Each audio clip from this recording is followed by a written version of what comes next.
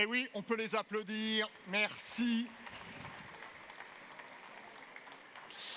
Bonjour à tous. Au cas où certains ne l'auraient pas remarqué, nous sommes officiellement en automne depuis hier.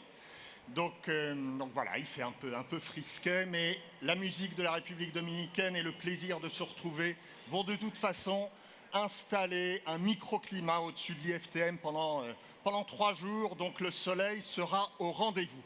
Ravi en tout cas d'être parmi vous pour cette nouvelle édition d'IFTM Top Resa. C'est toujours un plaisir d'être là pour ce qui est le plus grand rassemblement professionnel du monde du travel en France. Et toujours un plaisir personnel évidemment de préparer et d'animer pendant 3 jours quelques-unes des conférences de ce salon. Bref, 3 jours de bonheur pour l'ensemble des exposants et des visiteurs. Si vous avez besoin d'une traduction, n'hésitez pas, vous trouverez à l'entrée des casques de traduction pour ceux qui en ont besoin. On ne perd pas de temps. Et pour nous dire et pour vous dire ce qui vous attend pendant ces 3 journées exceptionnelles, je vais vous demander d'accueillir la directrice générale du salon IFTM Top Resa, Laurence Gaborio.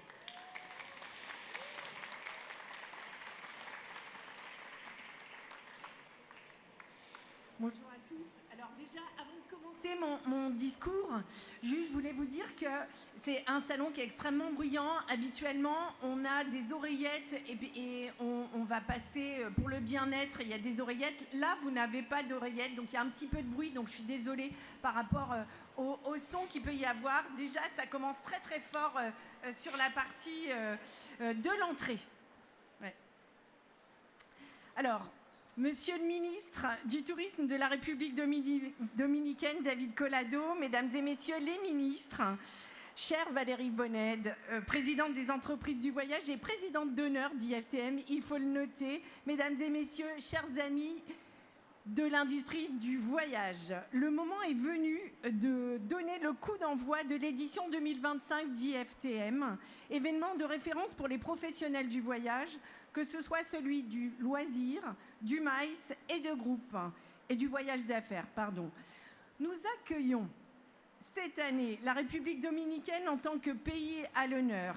Destination préférée des Français, elle aura à cœur de montrer de nouveaux visages au-delà des clichés, tout en dévoilant sa diversité naturelle et culturelle à nos visiteurs. Vous allez découvrir un programme extraordinaire, extrêmement riche, provenant de ce pays. J'aimerais saluer également les différentes délégations d'officiels internationaux. Nous accueillerons 16 ministres et 46 ambassadeurs durant la totalité de cet événement, témoignant du rayonnement économique et diplomatique du salon.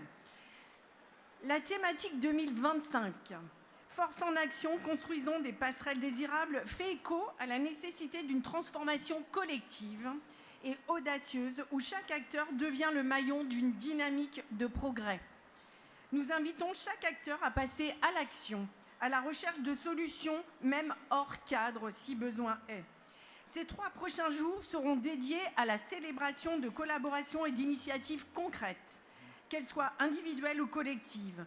Plus de 400 exposants et 1650 marques se sont donné rendez-vous pour accueillir environ 34 000 visiteurs.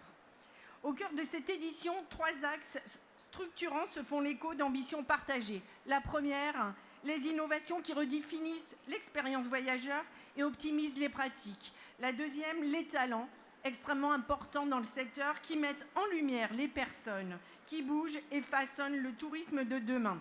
Et enfin, les synergies qui renforcent les collaborations locales, globales, intergénérationnelles et intersectorielles. D'ici quelques minutes, vous entendrez la direction de France Muséum, montrant l'importance des collaborations sectorielles œuvrant au développement du tourisme. Je crois fondamentalement au binôme culture et voyage. J'aimerais vous partager un passage de l'éloge de l'optimisme de Philippe Gabillier. Qu'est-ce que la pensée positive ? C'est une attitude mentale très documentée qui a fait l'objet d'études poussées en psychologie sociale. L'optimiste n'est pas quelqu'un de positif. Il peut l'être, bien sûr, mais c'est surtout quelqu'un qui, face aux événements difficiles, va essayer de composer au mieux avec la réalité, va aborder les situations imprévues ou compliquée de la façon la plus active et la plus confiante possible. Dans un monde d'incertitude, nous avons toujours intérêt à parier sur l'amélioration des choses. Bien sûr, c'est risqué. Nous pouvons nous tromper, mais le plus important est de savoir créer de l'énergie et du désir. Anticiper le meilleur a un pouvoir de guérison incroyable. Ce qui tue l'énergie, c'est le sentiment d'impuissance.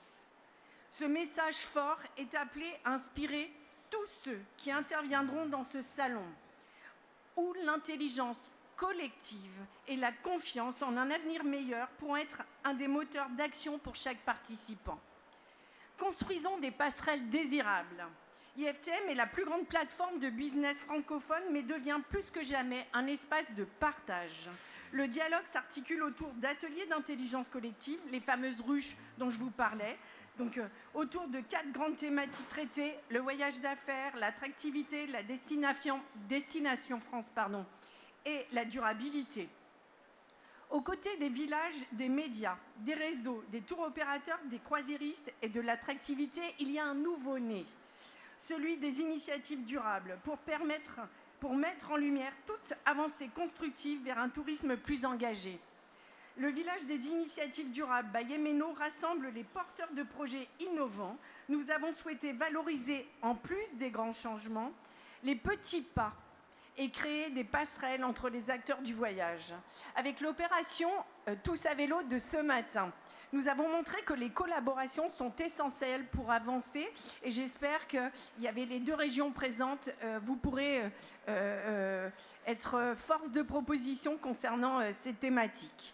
Je voulais revenir à un autre sujet extrêmement important qui est l'intelligence artificielle, moteur de transformation pour l'ensemble de notre secteur. Il sera au cœur de la Tech Zone, juste à côté, véritable espace d'innovation du salon. Les visiteurs pourront y suivre des formations pour mieux appréhender et utiliser ces nouvelles technologies. Et d'ici quelques minutes, une démonstration inédite proposée par Theta Travel Tech et Caviar viendra illustrer concrètement tout le potentiel de l'IA appliqué au tourisme. Enfin, j'ai hâte de retrouver l'Orchestra Startup Contest cet après-midi, révélant les futurs acteurs participant à l'émergence de nouvelles technologies dans le tourisme. Le cœur battant de l'IFTM. Le cœur battant de l'IFTM reste bien sûr l'agent de voyage. Jeudi brilleront les meilleurs agents de voyage et les étudiants, futurs talents du tourisme, lors des concours emblématiques que sont la TAC, la Travel Agent Cup et la Travel Agent Cup Junior, offrant une tribune aux vocations et ambitions naissantes. Au-delà des rendez-vous sur les stands, j'invite tous les agents de voyage à participer aux conversations, à se poser dans leur lounge dédié aux couleurs de l'Égypte et de se garder du temps pour laisser place à l'imprévu. Je remercie tous les exposants et les 1650 marques qui font la richesse de ce salon et les partenaires officiels. Je remercie bien sûr les entreprises du voyage et Valérie Bonnet, sa présidente. Enfin, permettez-moi de saluer l'équipe d'IFTM qui travaille sans relâche pour que vous puissiez vivre une expérience différente, avec des outils nouveaux tels que Collect, qui simplifiera la prise de contact via des QR codes. Vous verrez un petit peu partout, ça devrait vous garantir des échanges rapides et efficaces. Nous avons également IFTM Now, votre expérience personnalisée. C'est comme une web app, mais sans téléchargement, ça devrait vous aider.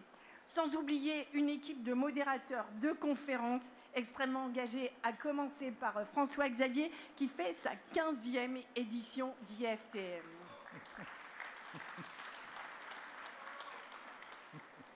Je voulais saluer aussi les femmes du tourisme qui œuvrent chaque jour avec engagement et passion pour renouveler l'association et s'ouvrir aux nouvelles générations. Merci Emmanuel, merci Marie, merci Frédéric, merci à toutes. En conclusion, le temps est venu de renforcer l'engagement de chacun en faveur du voyage, qu'importe sa forme, qui se redéfinit par l'intelligence collective et l'innovation. L'avenir se dessine dans l'alliance de nos forces, dans notre capacité à innover ensemble, dans la conviction que main dans la main, nous construisons des passerelles fortes, durables et vers le futur. Merci à toutes et à tous pour votre présence. Que ce salon marque le point d'un départ d'un mouvement collectif vers un tourisme à la fois plus ambitieux, plus innovant et profondément responsable. Merci à vous.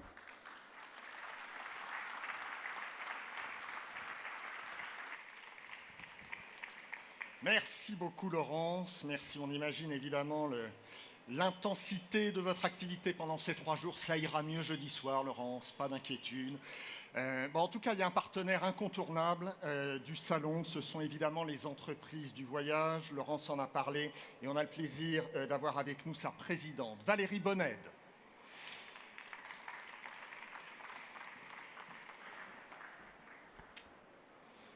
Est-ce qu'on me voit quand même? Oui. Merci. Bonjour à tous, laissez-moi vous dire la joie que j'ai de vous retrouver, de retrouver ce salon très important. Mesdames, messieurs, chers amis, chers partenaires, monsieur le ministre Collado, qui me rappelle le congrès qu'on a tenu il y a 3 ans chez vous, en République dominicaine, et qui était fantastique. Laurence, merci de me donner la parole, juste quelques minutes. Pour vous dire, alors, je voulais vous dire, moi, évidemment, je ne vais pas vanter tout ce que tu viens de dire. Donc, le contexte aujourd'hui, il est quand même assez particulier, on le sait, on l'entend. Le contexte géopolitique, le contexte international, le contexte intérieur, avec tout ce qu'on a vécu depuis 15 jours. Et c'est quoi les répercussions de ce contexte? Et en fait, quand on regarde d'un peu plus près, c'est vraiment très difficile de se rendre compte de l'impact que ça a réellement sur l'économie réelle, en tout cas dans notre secteur. Les résultats du bilan de l'été, c'est 4 mois maintenant. Ce n'est pas juste juillet-août, c'est plutôt de juin à septembre, et plutôt bon pour la France, très tiré par l'activité internationale et l'accueil des internationaux en France. Donc la France est toujours attractive. L'impact de la géopolitique et des JO de l'année dernière montre que finalement, on a une vraie résilience et une vraie attractivité. Et ça, je pense, et il y a évidemment un Village France, il y a vraiment une grande voie pour nous, intermédiaires, je le rappelle, qui distribuons, qui produisons, mais qui distribuons. Et il y a une vraie carte à jouer sur la distribution de la France. Je pense qu'il faut absolument qu'on s'empare de ce sujet, parce que nous sommes des spécialistes de la distribution et de la valeur ajoutée. L'activité d'outgoing, puisque évidemment c'est quand même une grosse partie de notre activité. Je salue le président du CETO qui doit être quelque part par là, le nouveau président du CETO, Patrice Karadec. Cette activité a été plutôt correcte finalement, assez flat par rapport à l'année dernière qui était une bonne année. Donc je pense qu'il faut rester optimiste. Et ce que je voulais vous dire, c'est que j'entendais ce matin Nicolas Dufourcq, président de BPI France, qui parlait des entreprises et de la dynamique des entreprises et de l'attractivité des entreprises de la France, de la croissance qui n'est pas à zéro. J'entendais et je voyais sur Télématin, alors je n'ai pas vu, mais on m'a rapporté qu'on parlait des agences Havas, de la distribution, de l'attrait des clients pour le voyage, pour le tourisme. On voit que les entreprises qui font voyager leurs collaborateurs ont changé leurs habitudes. Mais ces habitudes, elles ont quand même certes inclus des réunions à distance, mais un peu plus de réunions de plus grande ampleur. Donc on a tous les signaux pour être positif, comme tu le disais. Je ne connaissais pas ton discours, mais c'est exactement ce que je voulais dire. On a vraiment une résilience des entreprises. On voit une transformation très importante. Les stands et les exposants ici en sont la représentation.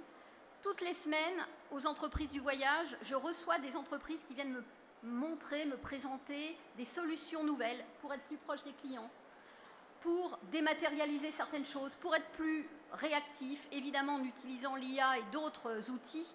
L'importance et l'enjeu pour nous, c'est de rester très compétitif en utilisant tous ces outils qui sont à notre disposition en back-office, mais pour avoir une image de très grande proximité, d'agilité vis-à-vis du client. Donc voilà, je pense que le marché que vous allez pouvoir faire ici pendant 3 jours, l'activité et la dynamique que l'on sent déjà et que l'on sent dans notre secteur va être extrêmement agréable et porteuse. Donc nous, les entreprises du voyage, on est là pour accompagner nos adhérents, les entreprises qui intègrent les entreprises du voyage avec des profils souvent différents.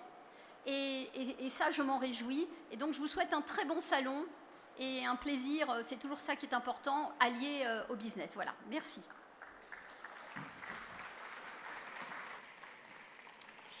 Merci beaucoup Valérie pour ce message d'optimisme. Comme le disait Laurence en introduction, l'une des volontés affichées du salon cette année est de construire des passerelles. S'il y a deux secteurs qui se connaissent peu, c'est bien ceux de la culture et du tourisme.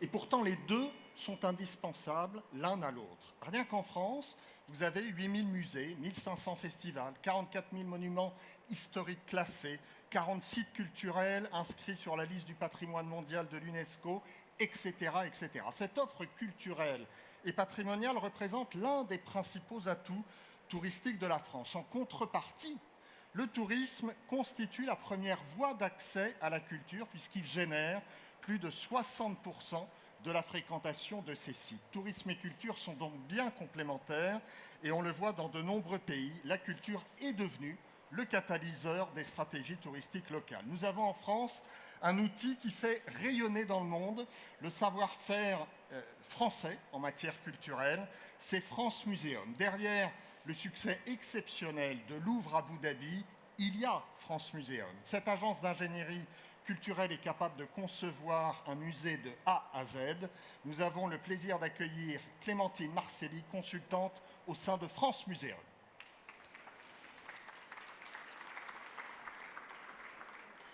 Bonjour Clémentine.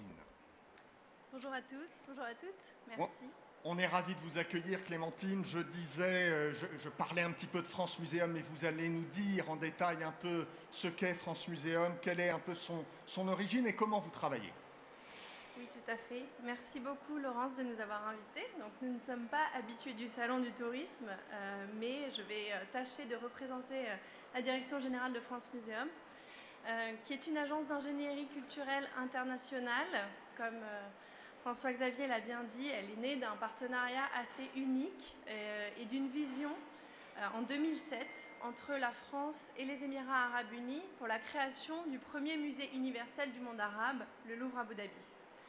Notre structure est à la fois privée, mais aussi publique. Elle a pour originalité de disposer d'un actionnariat composé de musées nationaux français, au premier rang desquels le musée du Louvre. Nous travaillons avec les musées nationaux depuis près de 20 ans à la conception, au développement et à tout l'accompagnement du Louvre Abu Dhabi dans ses moindres détails. Et depuis donc l'ouverture du musée en 2017, nous avons mis notre savoir-faire et notre expertise dans la création et la gestion du musée, mais aussi dans le transfert des compétences que nous disposons en France envers les personnes qui travaillent au jour le jour au Louvre Abu Dhabi. Et depuis 10 ans, nous avons accompagné, au-delà du Louvre Abu Dhabi, plus de 12 porteurs de projets, dont 4 gouvernements, au premier rang desquels, évidemment, le gouvernement émirien et tout particulièrement le département de la culture et du tourisme d'Abu Dhabi, mais aussi le ministère de la Culture indien, avec qui nous travaillons aujourd'hui pour la création du nouveau musée national de New Delhi. Nous travaillons également avec des fondations internationales privées, des collectivités, des associations sur quasiment tous les continents. Et en ce moment, nous avons aussi des projets en Afrique de l'Ouest. Je sais qu'il y a une délégation qui est présente au salon, notamment au Ghana. Nous travaillons aussi avec la République démocratique du Congo, au Togo et en Afrique du Sud. Mais nous avons également des projets en Asie, en Indonésie et au Japon. Donc c'est vraiment une expertise que nous diffusons et que nous faisons rayonner à l'international pour accompagner les porteurs de projets en amont de leurs projets, donc sur plutôt des conseils stratégiques de positionnement, pour clarifier des objectifs, définir des besoins.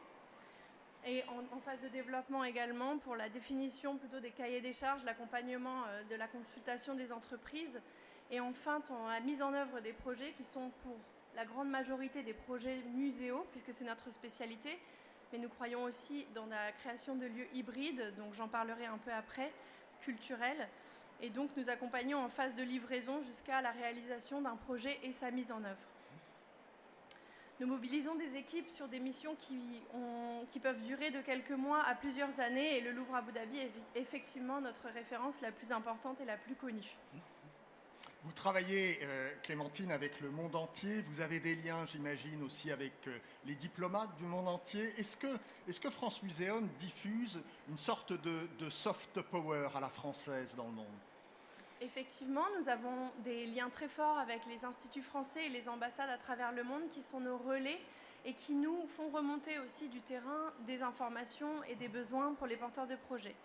La France, il faut le dire, et on est fiers de ça, dispose d'un pouvoir d'attraction à l'international grâce à son écosystème culturel de musées français et son expertise, mais aussi grâce à sa capacité d'innovation et de collaboration entre différents acteurs. Et nous en sommes vraiment la preuve, puisque nous travaillons en synergie avec des entreprises et avec des institutions publiques pour valoriser cette expertise d'une façon non pas à calquer les modèles du musée français, mais à s'adapter pour transférer des compétences et répondre au mieux aux besoins des spécificités locales. Effectivement, nous sommes donc un modèle particulier de soft power français, fondé sur l'humanisme, la rigueur intellectuelle, de par notre lien avec le secteur public, et le dialogue artistique entre les cultures, les époques et les médias. Dans un monde fragmenté comme celui que nous connaissons aujourd'hui, ce modèle offre non seulement une influence, mais aussi un sens. Et chez France Muséum, nous avons vraiment à cœur de devenir un des outils, un opérateur de la France pour faire rayonner cette expertise culturelle en lien avec les porteurs de projets à l'international, qu'ils soient du tourisme et de la culture, comme certains pays le font, ont des ministères qui sont fusionnés, comme c'est le cas à Abu Dhabi. On parlait de lien entre la culture et le tourisme, j'en parlais en introduction. Je disais que ce sont deux mondes qui se parlent assez peu finalement, mais vous, de votre point de vue, qu'apporte la culture au tourisme, justement dans les projets sur lesquels vous avez travaillé? Qui dit tourisme dit culture. Et pour la culture, les équipements culturels sont importants, puisque ce sont eux qui peuvent faire venir des touristes. Le musée est un de ces équipements, c'est un exemple et c'est notre cœur métier, donc je vais m'attarder sur ce modèle-là. Pour nous, le musée est au-delà d'un symbole, c'est vraiment un outil et ça peut venir couronner les efforts réalisés par une région, une ville, un département pour se développer et attirer du tourisme. Je vais parler d'Abu Dhabi puisque c'est un exemple que nous connaissons bien. Abu Dhabi s'est fixé l'objectif de devenir une des destinations les plus touristiques au monde d'ici 2030 et a mis en place des stratégies pour attirer davantage de touristes, en passant de 24 millions de touristes en 2025 à près de 40 millions en 7 ans. Comment se met en place cette stratégie ? Tout d'abord par le développement d'une offre et l'activation de la ville. Donc vraiment, on parle de l'échelle de la ville qui vise à améliorer l'expérience globale des visiteurs en développant de nouveaux sites culturels. Le Louvre Abu Dhabi est un premier exemple, mais il y en a d'autres qui ouvrent actuellement sur l'île de Saadiyat, l'île des musées d'Abu Dhabi, notamment le Muséum d'histoire naturelle, mais aussi le Guggenheim. Mais au-delà des musées, Abu Dhabi ouvre aussi des parcs à thème et développe son offre de vente au détail et des chaînes hôtelières. Elle renforce aussi le calendrier d'événements culturels de l'Émirat qui sont très importants pour faire croiser des flux de visiteurs, donc des festivals de musique, des festivals de films, d'art contemporain ou des événements sportifs. Comme le Louvre Abu Dhabi le montre, ils ont aussi cette stratégie de développer de partenariats internationaux avec des marques reconnues. Donc au-delà des musées que j'ai cités, il y a aussi Disney, Universal, Warner Bros. Ils ont lancé leur premier Grand Prix de Formule 1 Etihad Airways Abu Dhabi qui renforce encore plus l'Émirat en tant que destination de loisirs et de tourisme. Mais au-delà de ces grands noms, c'est aussi l'amélioration, la diversification de l'offre hôtelière et des infrastructures qui sont très importantes, avec l'amélioration de routes, de transports publics et les réseaux de compagnies aériennes pour simplifier les déplacements à l'intérieur de l'Émirat et stimuler l'afflux de visiteurs.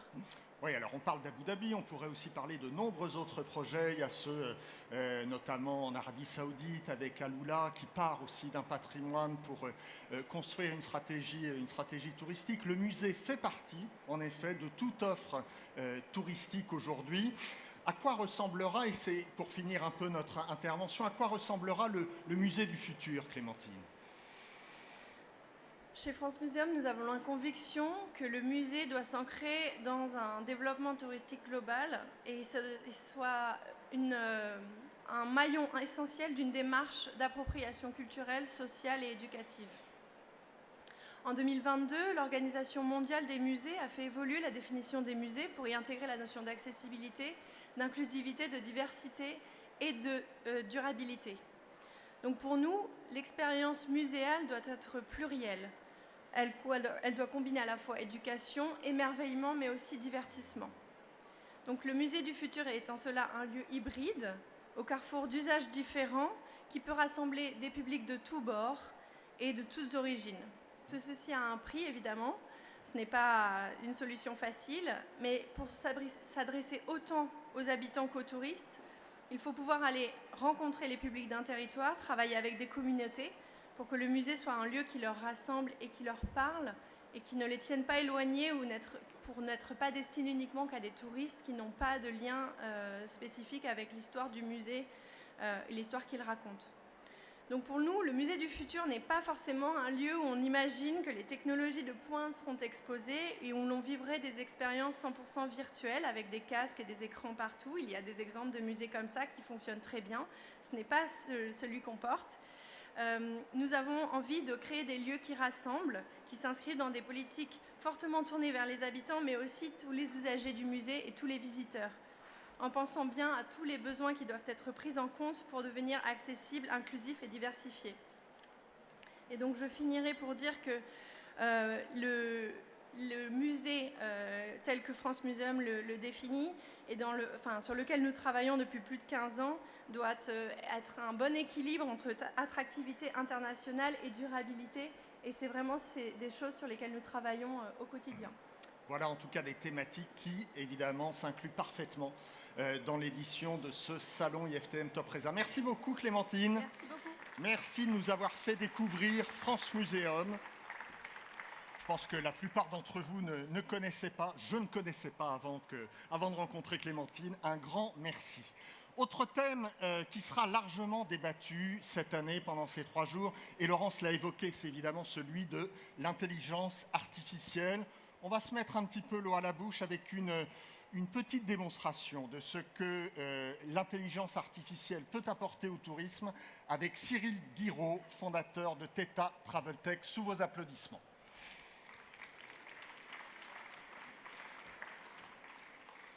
Bonjour à tous.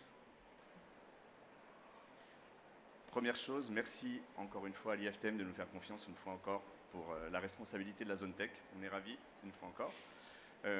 Pendant que Michel fait les derniers réglages, je vais vous parler une petite minute de l'amour de la tech et du tourisme. Ça fait un certain temps maintenant que tech et tourisme s'assemblent et on commence à voir, grâce à l'intelligence artificielle en particulier, tout un tas de nouveaux usages qui arrivent. Aujourd'hui, on va vous montrer une démonstration, on va vous faire une démonstration d'un outil qui est un outil destiné aux voyageurs avant tout. Le but est de commencer à converser et de déclencher des envies de voyage. On peut se dire oui, on a déjà vu ce genre de choses. Vous allez voir, c'est un petit peu différent. On travaille avec différentes technologies, la réalité augmentée, l'intelligence artificielle et puis notre partenaire aussi, La Vitre, qui sera présent aussi sur le stand de la tech cette année. Je vous invite donc à regarder un petit peu ce qui se fait. Venez nous voir sur le stand, n'hésitez pas. Merci.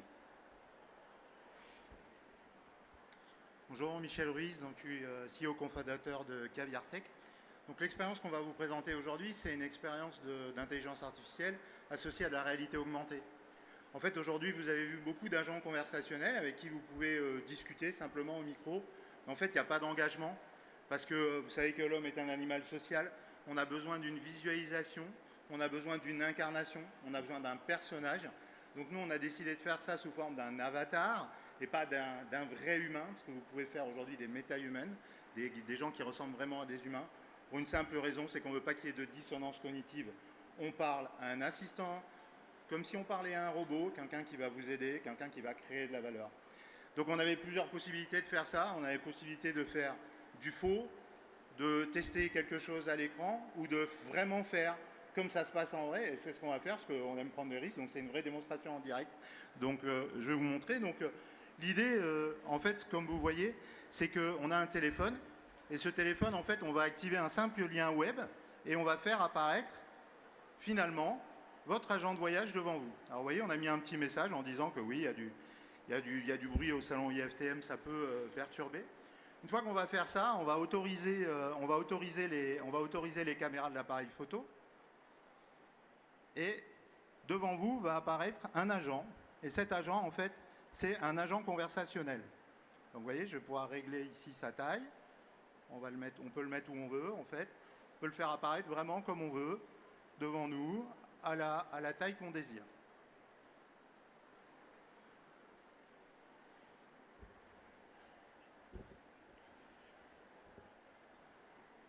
Alors, est-ce que j'ai le son? C'est mieux. Oui, je vous entends parfaitement maintenant. Comment puis-je vous aider aujourd'hui au salon IFTM 2025? Oui, je voulais savoir qui était la destination mise à l'honneur cette année. Cette année, la République dominicaine est la destination mise à l'honneur à l'IFTM 2025. Vous pouvez découvrir son stand principal et ses co-exposants au stand numéro E042 et G032. C'est une excellente occasion de découvrir tout ce que cette destination magnifique a à offrir. Souhaitez-vous plus d'informations sur ce que vous pouvez trouver sur leur... Je te coupe la parole, est-ce que tu peux me montrer le plan du salon?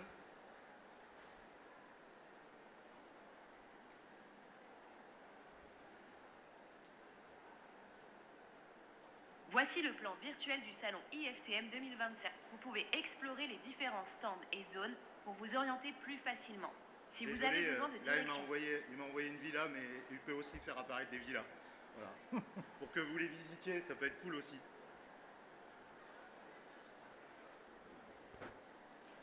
Donc en fait... Je comprends. Il semble y avoir... On va le rallumer, voilà, hop. Parfait. Si vous avez besoin de plus d'informations ou si vous souhaitez explorer d'autres aspects du salon IFTM 2025, n'hésitez. Voilà, donc vous l'aurez compris, je suis désolé, j'ai voulu trop en faire comme je fais d'habitude. J'ai voulu rajouter l'expérience. Donc en fait, ce qu'il faut savoir, c'est que aujourd'hui, ces outils vous permettent d'interagir directement. L'ensemble de la conversation est archivé. Ça veut dire que vous verrez que dans la discussion comme on l'a eu, on peut demander à paramétrer son propre voyage. Et nous, ce qu'on va faire, c'est qu'on va capter l'ensemble des signaux faibles dans cette conversation. Ça veut dire qu'à la fin, on va vous fournir un fichier complètement qualifié d'une personne qui a discuté avec un agent virtuel et qui vous dit qu'il a envie de partir dans telle destination, en séjour, en club, etc. Et vous allez voir que c'est super sympa. En tout cas, venez nous voir, on vous fera des démonstrations. Il faut savoir qu'on a placé plein de petits agents, vous verrez, sur des petits totems qui représentent tous les pays. Donc vous avez juste à scanner et là, on va vous accompagner pour vous faire découvrir le pays. Donc on vous attend sur la zone tech. Merci beaucoup. Cyril, un petit mot? Alors oui, très petit, effectivement. Comme d'habitude, on a voulu en faire plus. C'est dommage. Donc effectivement, les conditions ne sont pas les meilleures pour montrer effectivement cette interaction avec l'avatar. Je suis désolé pour ça, mais n'hésitez pas à venir sur notre stand. On a réussi à trouver un moyen d'isoler. On a beaucoup d'écho ici et effectivement, ce n'était pas prévu. Dommage. Mais sinon, encore une fois, vous allez voir, il y a quelques personnes qui ont eu la chance de le voir jusqu'à présent. Vous allez vous amuser avec et surtout, ça déclenche des ventes. Donc n'hésitez pas. Merci beaucoup. Merci à vous deux, Cyril Guiraud, Michel Ruiz. Il y a une sorte de malédiction avec les démos en direct. Ça fait 15 ans que j'anime des conférences, ça n'a jamais marché, mais jamais. Chaque fois, c'est pareil. Bon, en tout cas, moi, je les connais, Cyril et Michel.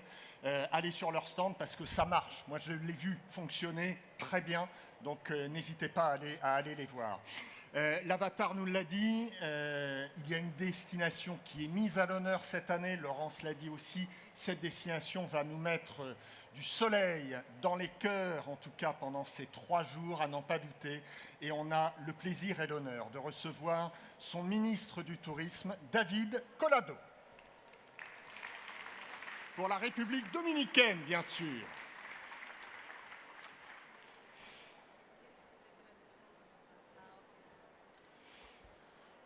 Muy buenos días.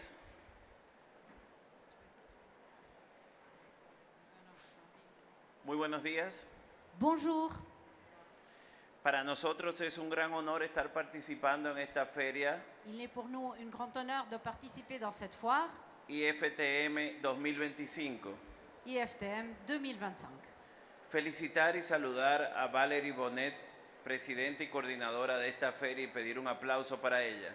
Donc je voudrais féliciter et applaudir Valérie Bonnet, présidente et coordinatrice de ce salon. Saludar a Corinne, presidenta de la Asociación de Agentes de Viajes de Francia, Dire bonjour à Corinne, aussi présidente de l'Association d'agents de voyage de France.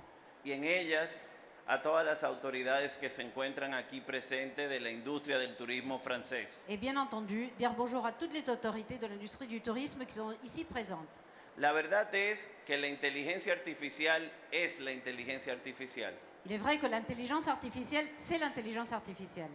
Se dañó para otras preguntas o no funcionó para otras preguntas, Ça n'a pas marché pour d'autres questions, pour d'autres sujets, pero sí expresó claramente República Dominicana es el país invitado especial de esta feria. mais l'intelligence artificielle a traduit clairement que la République dominicaine est l'invité spécial pour ce salon.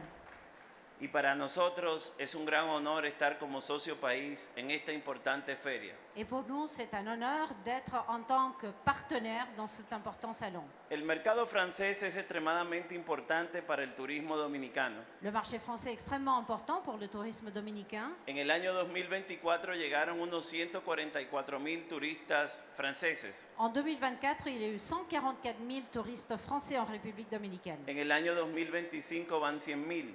En 2025, on en est déjà à 100 000, Esto representa para nuestro país más de 15.000 empleos. ce qui représente plus de 15 000 emplois pour nous, pour notre pays. Representan 16.000 millones de nuestro Producto Interno Bruto. 16 milliards de notre PBI. 161 millones de dólares ingresan cada año por el beneficio del turismo francés a nuestro país. 161 millions de dollars arrivent chaque année grâce au tourisme français. Y unos 1.600 millones de pesos en impuestos pagan los hoteleros y las agencias de viajes producto del resultado del turismo francés en la República Dominicana. Et aussi les impôts recueillis, 1 600 000 pesos, c'est grâce aux impôts payés par les agences de voyage de notre pays. Nosotros vinimos en el año 2021 a Francia, En 2021, nous sommes en arrivés medio en de la France, pandemia, en pleine pandémie, en medio de la incertidumbre, en pleine incertitude, en un momento donde el ser humano había sido retirado de su zona de confort, à un moment où l'être humain était en dehors de sa zone de confort. porque decidimos ver el vaso medio lleno y no medio vacío. Parce que nous avons décidé de voir le verre à moitié plein et non pas à moitié Decidimos vide. apostar a la esperanza On a décidé de parier en faveur de l'espoir y no dejar que el legado de la pandemia sea el miedo en el mundo. et ne pas admettre que la pandémie ne laisse que la peur dans le monde. Un país pequeño de tan solo 10 millones de habitantes en el Caribe Un petit pays dans les Caraïbes de seulement 10 millions d'habitants decidió arriesgarse, abrir sus fronteras, a décidé de prendre le risque d'ouvrir ses frontières mientras el mundo y los grandes países cerraban. pendant que le monde et les grands pays se refermaient. Tuvimos el coraje de abrir con responsabilidad. Nous avons eu le courage d'ouvrir avec responsabilité. Y en medio de la pandemia, en el 2021, firmamos con los agentes de viajes de Francia que en República Dominicana en el 2022 se iba a realizar el congreso que ellos efectúan cada año. Et en 2021, on a décidé, avec toutes les autorités du tourisme en France, qu'on allait ouvrir nos frontières pour faire le tourisme là-bas, dans notre pays, comme on le faisait avant. Decidimos salir hacia adelante, emprender, innovar y crear. Nous avons décidé d'aller de l'avant, d'entreprendre et de créer. Y convertirnos en un referente, un país pequeño de tan solo 10 millones de habitantes, en un referente de la recuperación del turismo en el mundo. Et nous avons décidé de devenir, nous, un petit pays de 10 millions d'habitants, un référent de la récupération du tourisme au niveau mondial, En esta industria de la felicidad, dans cette industrie du bonheur, donde ya hasta los médicos recomiendan el turismo como una medida de salud mental. où même les médecins recommandent le tourisme en tant que mesure de santé mentale. En un mundo tan convulso como el que estamos viviendo, Dans un monde bouleversé comme celui où l'on vit, con tantas divisiones, avec autant de divisions, ¿hacia dónde va el mundo? vers où va le monde? ¿Hacia dónde vamos nosotros los seres humanos? Vers où allons-nous, les êtres humains? ¿Y hacia dónde va el turismo? Et vers où va le tourisme? Y este tipo de reflexiones Et ce type de réflexion, la pueden hacer en un paraíso, vous pouvez le faire Que se dans un encuentre- paradis que se encuentra en el mismo trayecto donde nace el sol. qui se trouve sur le trajet où naît le soleil Se llama República Dominicana. et qui s'appelle la République dominicaine. Que Dios bendiga esta feria Que Dieu bénisse ce salon y que Dios bendiga a todos los agentes y países que se encuentran aquí. et que Dieu bénisse tous les agents et tous les pays qui s'y trouvent. Porque ferias como estas Parce qu'un salon comme celui-ci demuestran claramente montre clairement que los seres humanos tenemos que ver, que les êtres humains, on doit regarder, y los países también, et aussi les pays bien entendu, los puntos en los que coincidimos les points de coïncidence y no en los que tenemos diferencias. et non pas nos différences. Muchísimas gracias. Merci beaucoup.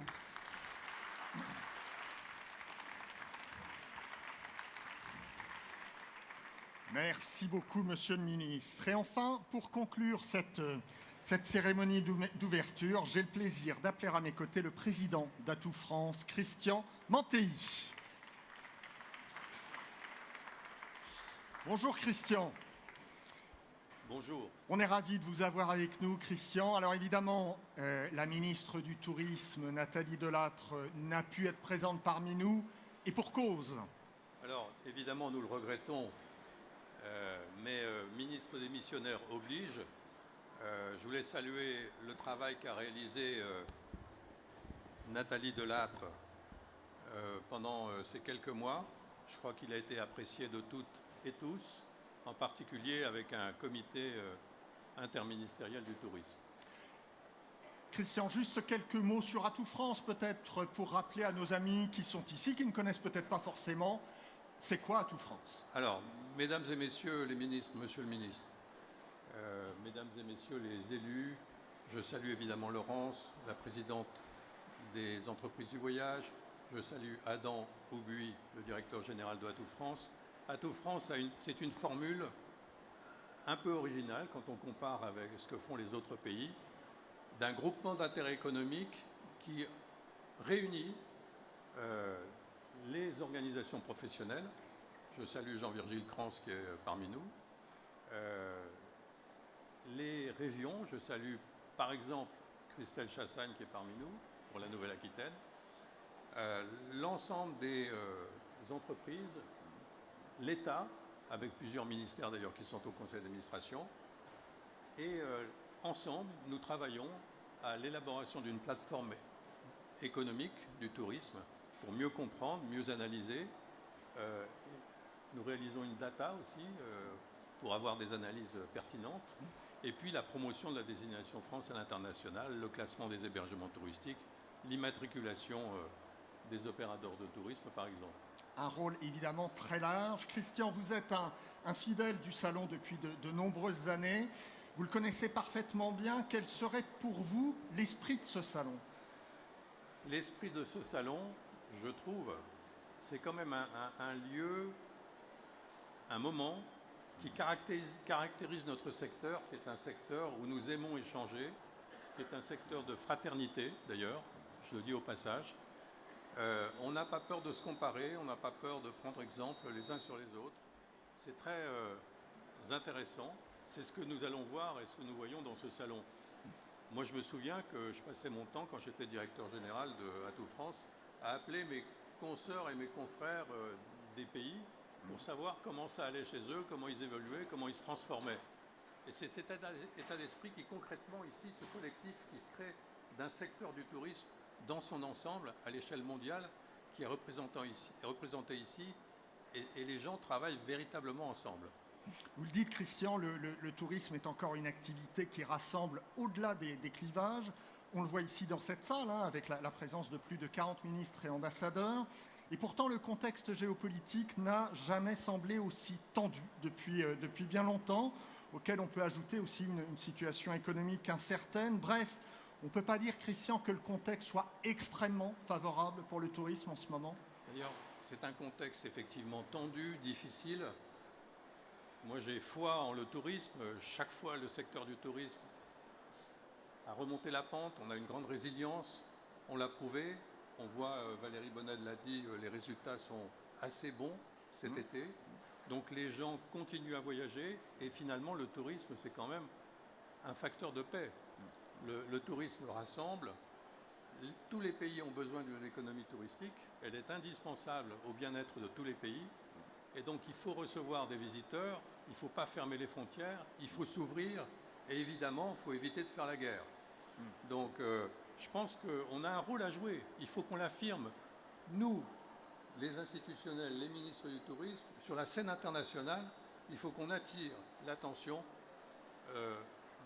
des éventuels belligérants sur les risques qu'il y a à faire la guerre. Pour finir, Christian, on va revenir sur la France. Quelques mots sur le tourisme français. Quels seraient pour vous les axes de développement du tourisme en France dans les mois, les années qui viennent? Et puis, évidemment, vous en avez parlé, le tourisme en France, c'est aussi les régions. Un mot aussi sur les régions françaises. Alors évidemment, le tourisme en France, il est très décentralisé. J'ai coutume de dire que le tourisme est girondin. Il est aussi un peu jacobin parce qu'on a besoin de l'État. L'État s'implique énormément, on l'a vu pendant la crise Covid.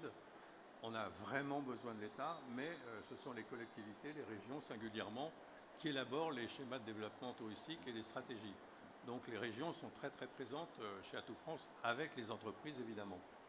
Je dirais que la France, en termes de tourisme, se porte bien, puisqu'on a une augmentation des arrivées internationales, ça il faut le souligner, que le volume des Français qui sont en France, qui voyagent en France, pas qui restent en France, parce que rester en France, c'est un peu passif.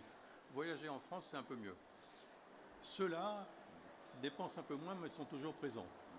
Et puis nous sommes en transformation, comme l'ensemble des pays, nous sommes en train de nous transformer. Donc un tourisme plus durable, plus responsable, l'IA, on en a parlé,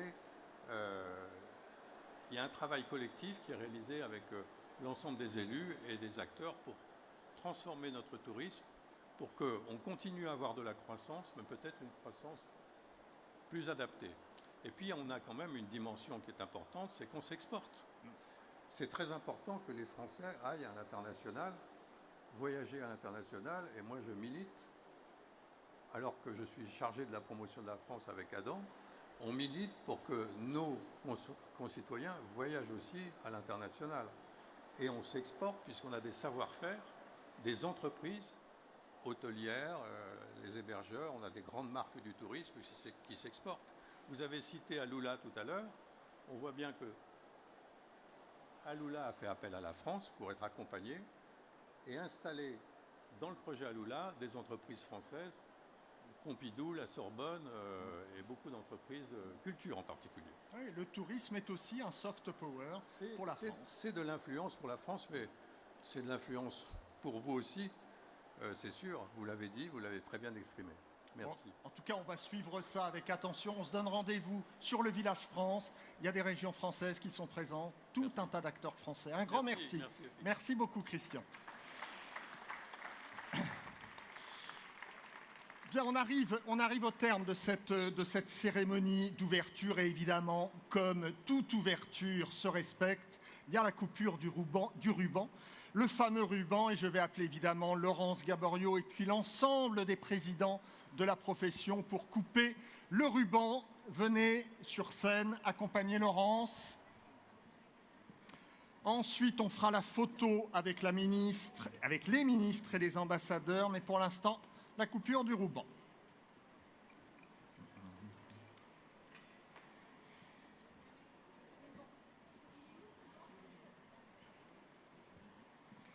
Essayez de vous serrer un peu pour que tout le monde puisse être sur la photo.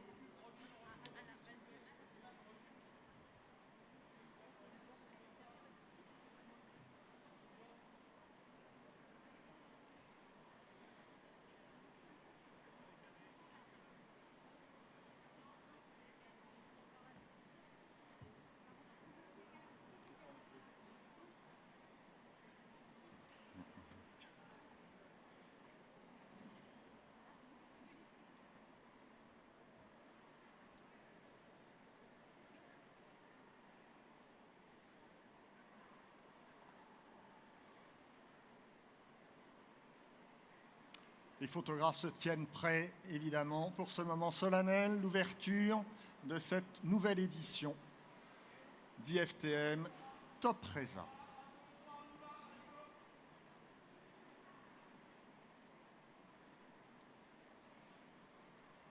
Merci à vous.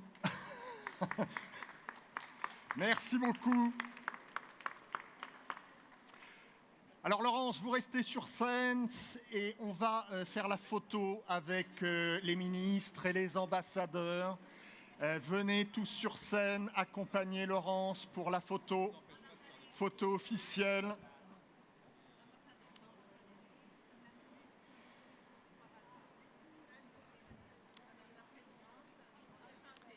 Thank you to all the ministers and ambassadors for joining us on stage for the photo, please. Et puis on terminera par la photo des femmes du tourisme.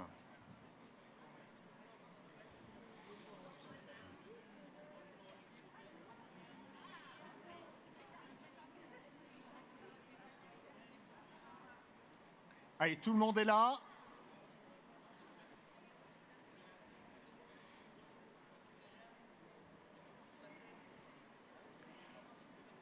Il y a peut-être David Collado. Excuse me, David, if you can, for the photo.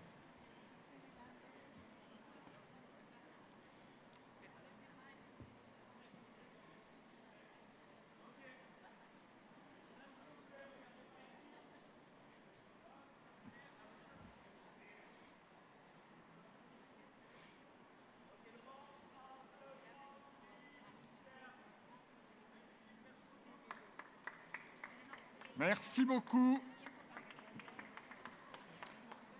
Et puis enfin, la photo de l'association Les Femmes du Tourisme. Toutes les femmes du tourisme qui font partie de cette association et qui sont présentes, venez sur scène pour la photo. Je vois Madame la Présidente des Femmes du Tourisme qui est parmi nous.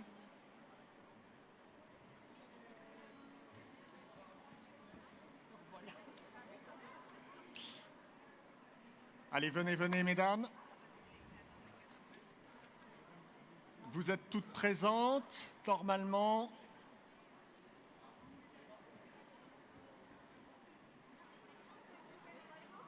Voilà, magnifique association des femmes du tourisme.